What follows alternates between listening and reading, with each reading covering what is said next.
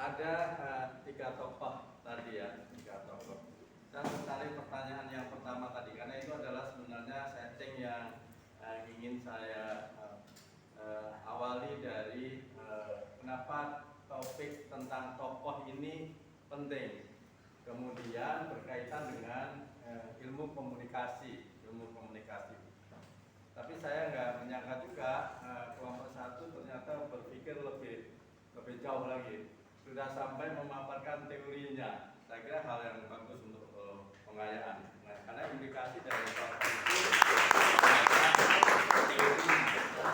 Cuma pertanyaannya apa kaitan antara tokoh dengan teori yang kemudian terkait dengan pemahaman kita tentang ilmu komunikasi. Tadi pertanyaannya adalah kapan sih teori ini mulai muncul, ya kan? Tadi tahun berapa itu? 1950 berapa ya? 6 berapa itu ya? 60-an. Karena memang teori ini yang dipaparkan oleh kelompok satu masuk pada rentang perkembangan teori di era ketika ilmu komunikasi sudah masuk pada ranah perkembangan yang lebih masif. Pertanyaannya adalah tadi teori tentang disonansi teori, ya, disonansi kognitif. Siapa sih tokohnya tadi?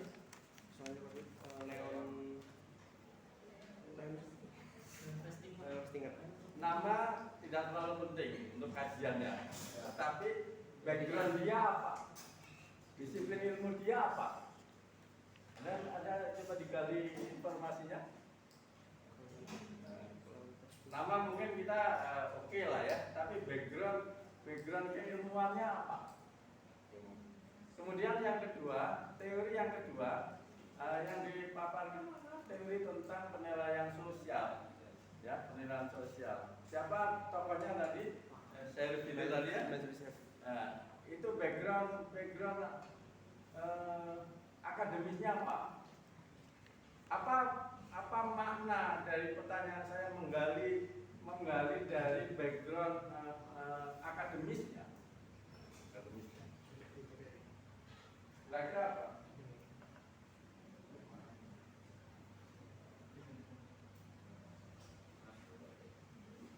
Arahnya kemana?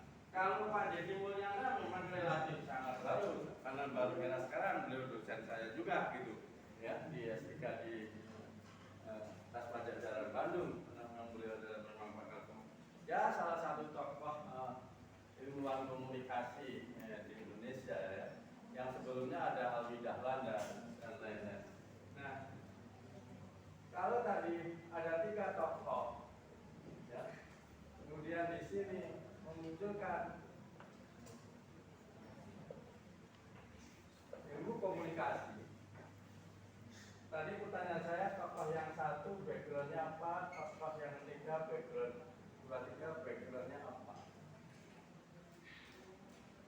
Kalau Anda mungkin disonansi sosial tadi itu lebih ke psikologi sosial.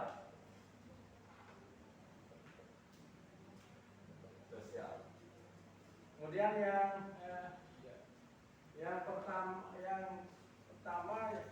itu tentang penilaian sosial juga berkaitan dengan sosiologi. Teori yang kedua adalah apa tadi itu? Penilaian sosial tadi. Penilaian sosial, dan yang pertama tadi disonansi kognitif. Disonansi itu kira-kira kalau orang sering berubah itu persoalan apa itu? Psikologi, ya, psikologi.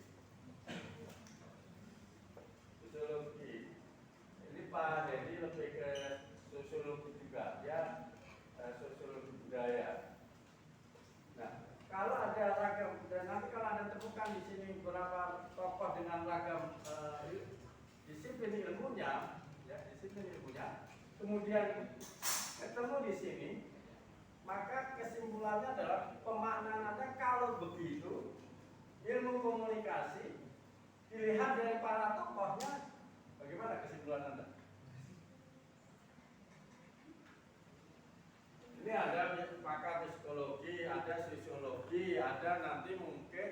ada ekonomi, ada politik, ya, ada yang lain-lain. Banyak sekali, bahkan ilmu teknik juga, matematika juga, filsafat juga, semuanya adalah para pengembang atau tokoh-tokoh ilmuwan komunikasi.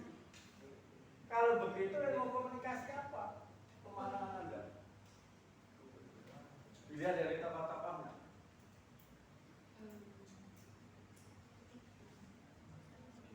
Ambil contoh, ini kelas KPI. Ini ada dari Jawa Barat, Jawa Timur, Jawa Tengah, Sumatera, Kalimantan, Sulawesi, ya semua pulau di Indonesia ada. Kalau begitu KPI apa? Kumpulan dari apa? Kesimpulannya apa? Pemaknaannya apa? Kalau begitu KPI dilihat dari background apa? Apa pemaknaannya? Inklusif. Apa? Inklusif. Inklusif. Oke, inklusif mungkin ke sosiologisnya ya, inklusif. Oke, KPI itu inklusif. Nah, karena apa? Berlatar belakang banyak. Nah, inklusif dalam disiplin ilmu namanya apa? Semua disiplin ilmu ketemu di sini. Ya kan? Namanya apa? Yang ada macam-macam itu. campuran. Banyak campuran apa? Ini istilah yang sering kita dengar. Bahwa ilmu komunikasi itu adalah sebuah disiplin ilmu yang mendominasikan artinya apa? Menggabungkan. Ya, oke, memang dari teori-teori ini dia menggabungkan memang antara teorinya disonansi itu psikologi dengan komunikasi, judgment sosial judgment itu pendengaran sosial itu adalah psikologi sosial dengan komunikasi. Pak Deddy Mulyana lebih ke budaya dan komunikasi. Kalau itu komunikasi itu apa? Kalau secara sosiologis orang itu inklusi, ya. Tapi dalam dunia ilmu pengetahuan sering disebut apa? Bersifat apa? Inter? Inter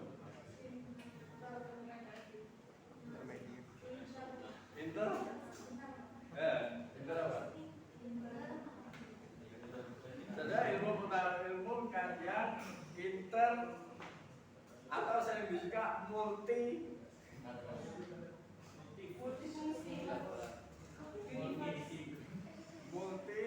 sering ada istilah menggunakan multi, ada sering menggunakan interdisipliner.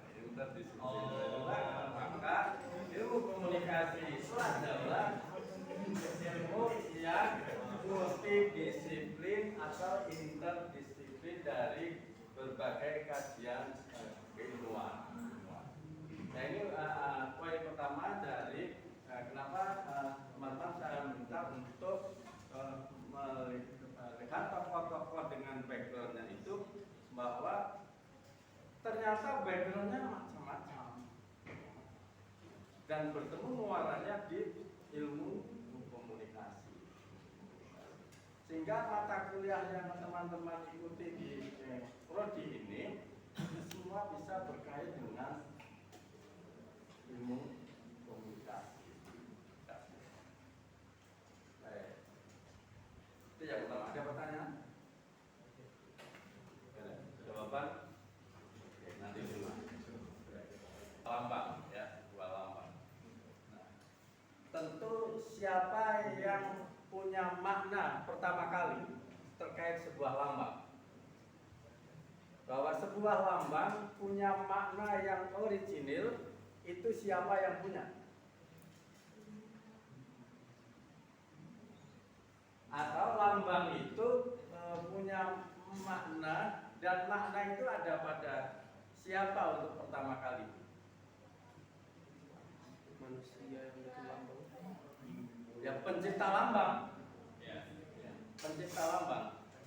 Nah, ketika pencipta lambang ini dikomunikasikan ke orang lain, tadi ada pertanyaan, bisa saja memaknai berbeda dengan tadi. Maka kita ingat aksioma komunikasi sebelumnya bahwa komunikasi itu berlangsung dalam ruang dan konteks, ya, ruang dan konteks. Ketika dua orang berbeda dalam ruang dan konteks, maka lambang-lambang yang dimunculkan oleh dua orang yang akan berkomunikasi itu nggak akan pernah nyambung, ya, karena berbeda dalam ruang dan konteksnya. Maka komunikasi itu sebenarnya kemudian terjadi apa yang disebut sebagai negosiasi makna. Anda punya makna begini, nanti pasti ada mungkin yang dipertanyakan oleh orang lain. Nah, kalau ada simbol seperti ini, maka untuk mengetahui makna ini, saya bertanya ke siapa? Ke pencipta lambang ini. Kenapa terima kasih diberi lambang ilustrasi seperti itu? Tentu bukan sesuatu yang kosong. Pasti pencipta lambang itu punya makna. Saya ingin tahu apa sih sebenarnya maknanya? Kira-kira apa sih sebenarnya maknanya? Apa maknanya? Siapa pencipta? Apa sih sebenarnya? Atau ini hanya sekedar tangan aja bergerak dengan sendirinya? Tidak yakin saya. Pasti.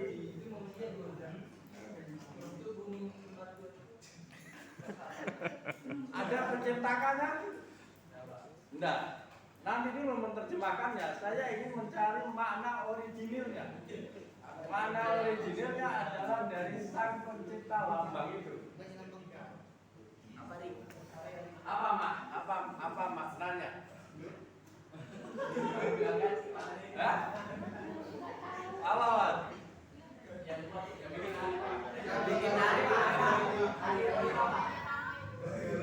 Apa maknanya? Ini riset kecil, ya. Penelitian fenomenologis. Nanti kalau Anda mendengar istilah penelitian fenomenologis, loh ini kok ada seperti ini, apa termaksudnya? Yaitu kita ingin menggali makna menurut penciptanya. Menurut pencipta. Apa tadi maknanya?